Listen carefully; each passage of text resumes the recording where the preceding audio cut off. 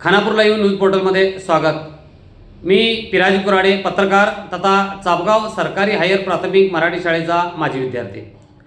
चापगाव सरकारी हायर प्राथमिक शाळेच्या शताब्दी महोत्सवाच्या निमित्तानं येत्या 25-26 तारखेला कार्यक्रम होऊ घातलेला आहे। 1 फेब्रुवारी 1926ला या शाळेची स्थापना झाल्यानंतर ह्या शाळेचा शतक महोत्सव साजरा करण्याच्या दृष्टिकोनातून गेल्या काही वर्षांपासून या ठिकाणी प्रयत्न सुरू आहेत।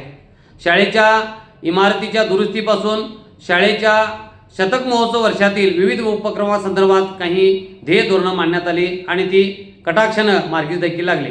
आज शाळेचा शताब्दी महोत्सव कार्यक्रम होत आहे, याला आमचा विरोध नाही आहे। या ठिकाणी काय डाळ शिजते, काय राजकारण शिजतं याच्याकडेही माझं लक्ष नाही आहे। नाव कुणाचे गाठले, नाव कुणाचे कमी केले, कुणाचे नाव कुठे गाठले याचाही मला त्याच्याशी संबंध नाही आहे। मात्र या शाळेच्या नावाखाली जमवण्यात येणारी माया, या शाळेच्या विकासाच्या नावाखाली मंजूर होणारा निधी खरोखर सदुपयोगी होतोय काय, हा समाजाला आणि या शाळेला प्रेरणादायी ठरत आहे काय, याचा विचार या ठिकाणी सारासार झाला पाहिजे असं मला या ठिकाणी वाटतंय। आज सरकारी हायर प्राथमिक शाळा 1926 रोजी स्थापना झाली। 1955ला या शाळेची नवीन इमारत बांधण्यात आली।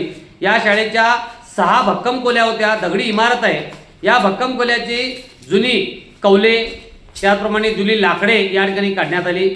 2022-23 मध्ये या शाळेच्या 4 खोल्या पत्र्याने नव्याने जवळपास 10 लाख रुपये खर्च करून बांधण्यात आल्या होत्या। अवघ्या 3च वर्षामध्ये पुन्हा 20 लाख रुपये खर्च करून अलीकडेच म्हणजे 2026च्या सध्या काम सुरू आहे, या ठिकाणी त्या काढण्यात आलेल्या आहेत। मला सांगा, सरकारी निधीचा दुरुपयोग कसा होतो या ठिकाणी शाळेचं जिवंत उदाहरण आहे। म्हणून ही शाळा विकली गेली आहे की काय असा प्रश्न माझ्यासमोर उभा टाकलेला आहे। 22-23 मध्ये 4 खोल्यांना भक्कम पत्रे टाकण्यात आले होते। त्यावेळेला 10 लाख रुपये मंजूर झाले होते, एकाही पत्र्याला साधं भोग पडलं नाही। असे असताना 20 लाखाच्या निधीतून अलीकडे पुन्हा ते पत्रे काढून ते दुसरीकडे स्थलांतरित करण्यात आले आणि त्या पत्र्यांच्या खाली असणारी संपूर्ण लाकडे जवळपास 3 ट्रका लाकडं केवळ आणि केवळ 22,000 रुपयामध्ये परस्पर SDMC व शताब्दी कमिटी कशी विकू शकते। केवळ या शाळेच्या जुन्या जो दस्तावेज होता हा लाकडाचा असेल, फरचीचा असेल किंवा त्या ठिकाणच्या 22-23 मध्ये घातलेल्या पत्र्यांचा दस्तावेज होता। या दस्तावेजाचं नेमकं काय करण्यात आलं, या ठिकाणी मला मिळालेल्या माहितीनुसार काढण्यात आलेली जवळपास 2 ते 3 ट्रक लाकूड केवळ 22,000ला ती एका ठेकेदाराला विकण्यात आली। ही विकत असताना ते लाकूड लिलाव करण्यासाठी SDMC कमिटीनं कोणता ठराव अंमलबजावणी केला, गावात डांगोरा मारला काय, गावच्या पंच कमिटीला कळवलं काय, ग्रामपंचायतीला कळवलं काय, तालुका पंचायत, जिल्हा पंचायत, वरिष्ठ अधिकाऱ्यांना, शिक्षण खात्यांना ते लिलावासंदर्भात कळवून त्या ठिकाणी कोणत्या प्रकारचा ठराव केला आहे याची चौकशी झाली पाहिजे असं मला या ठिकाणी वाटतंय।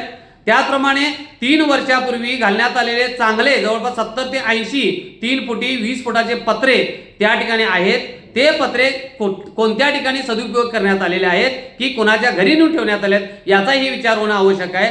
याशिवाय या ठिकाणी मंगळुरी कौलं होती ती काय झाली, फरच्या काढण्यात आल्या आहेत त्या काय झाल्या।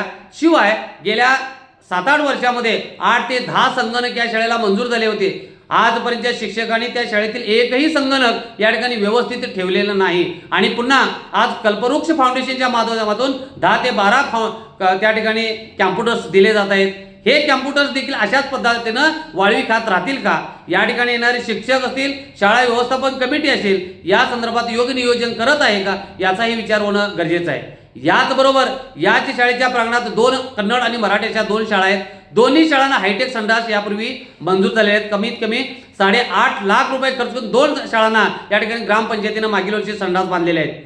पुन्हा त्या ठिकाणी 2 संडास होते, त्याच्या अगोदर बी 2 संडास होते, ते मोडीत काढण्यात आले।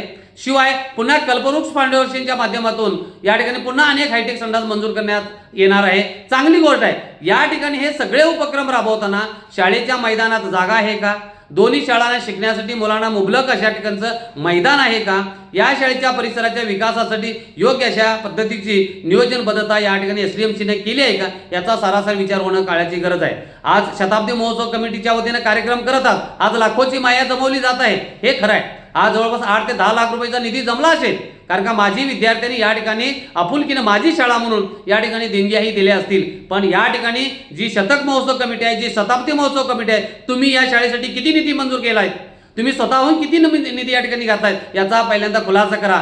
देशाच्या सीमेवर लढणाऱ्या काही माजी विद्यार्थी सैनिक या लोकांच्याकडून जबरदस्तींच्याकडून निधीची तरतूद करतात, शाळेच्या विकासाच्या दृष्टिकोनातून तुम्ही करतात, याच्याबद्दल वाद नाही आहे. मात्र तुम्ही स्वतः किती याच्यासाठी निधी गटाय याचा पहिल्यांदा खुलासा केला पाहिजेत. आणि जमलेल्या निधीतून तुम्ही आज सरकारी शाळेला भरपूर काही निधी येतोय, शाळेला कोणत्याही प्रकारची कमतरता नाही. शाळेमध्ये अनेक विद्यार्थ्यांनी या ठिकाणी देणग्या दिलेत, वैयक्तिक वस्तू जाहीर केल्या आहेत. यापूर्वी नागराज येळूर सारख्या उद्योजकांनी या ठिकाणी शाळेला दत्तक घेऊन एक टीव्ही दिला, शाळेला आगगाडीचा लूक दिला, त्याचप्रमाणे शाळेला प्रोजेक्टर दिलं, असं सगळं काही दिलं. तर मात्र त्याच्या नावाचा आज खलबला केला जातोय, त्याचं नाव कुठंतरी पत्रिकेत टाकलं जात आहे. अशा पद्धतीने जे कोण मदत करतात त्यांना मागं टाकायचं, जे कोण मला मोठेपणा देतात त्यांना पुढं आणायची, अशी प्रवृत्ती या ठिकाणी होताना दिसते. या पत्रिकेत देखील तशाच पद्धतीचं नामकरण झालेलं माझ्या नजरेत दिसतंय. माझं नाव घातल्याने याच्याबद्दल मला वावडं नाही, मात्र तुम्ही वाकड्यात जाताय म्हणून मला वाकड्यात बोलावं लागतंय, एवढंच खरं. धन्यवाद.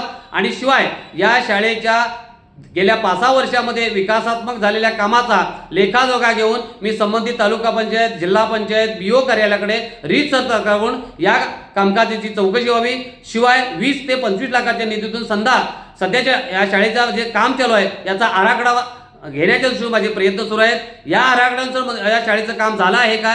शाळेचे आजचे दरवाजे जाऊन बघा, प्लाऊडचे दरवाजे आहेत, 2-3 वर्षामध्ये दरवाजा चौकटे कुजून जातील अशा पद्धतीचं काम कंत्राटदाराने केलं आहे. त्याला जा विचारायची धमक या SDMC मध्ये किंवा शताब्दी कमिटीमध्ये नाही आहे. केवळ पैसा जमवणे आणि कार्यक्रमात मोठेपणा घेणे एवढंच मात्र या ठिकाणी शताब्दी कमिटीनं आणि शाळा कमिटीनं रचलेला आहे. मर्जीतील मनातील लोक येऊन हा जो शाळेच्या विकासाचा धोतक किंवा शाळेच्या शताब्दी महोत्सवाचं धोतक तुम्ही अवलंबिलेलं आहे ते या ठिकाणी योग्य वाटत नाही, असं मला या ठिकाणी सांगावं आहे. आणि या सर्व कामाची चौकशी व्हावी आणि नेटकं उत्तर तुम्ही सर्वांना या माजी विद्यार्थ्यांना द्यावं, अशीच अपेक्षा या व्हिडिओच्या माध्यमातून मी करतोय. धन्यवाद.